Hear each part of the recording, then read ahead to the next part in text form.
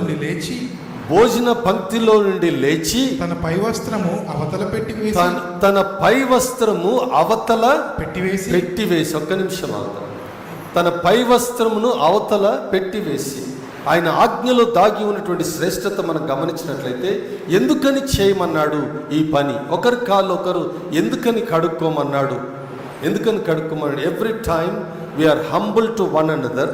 ప్రతిసారి మనం ఒకరి పట్ల సాత్వికత చూపించి, ప్రతిసారి ఒకరి పట్ల మనం తగ్గింపును కనపరిచి, ప్రతిసారి ఎదుటిన్న వారిని గౌరవించి సన్మానించిన ప్రతిసారి నువ్వు నేను వారి కాళ్ళు కడిగినట్లే లెక్క. The first thing we see in this whole picture is the humbleness of Jesus Christ. ఆయన సాత్వికత, ఆయన తగ్గింపుని కనపరిచి మీరు కూడా ఇలా ఉండండి అని ఈ క్రియ ద్వారా సూచించాడు.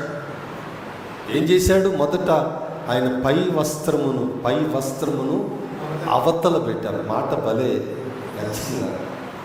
అవతల పెట్టి చాలాసార్లు పనికిరాని వాటిని ఏం చేస్తామని అవతల పడే అంటాం, అవతల పడే అని అంటాం. అవతల పడే అంటే దాన్ని ఈ టైంలో దానికి లెక్క లేదు, ఈ టైంలో దానికి ప్రత్యేకత లేదు. అమ్మ గమనించండి, అవతల పెట్టి అంటే నీ పొజిషన్స్,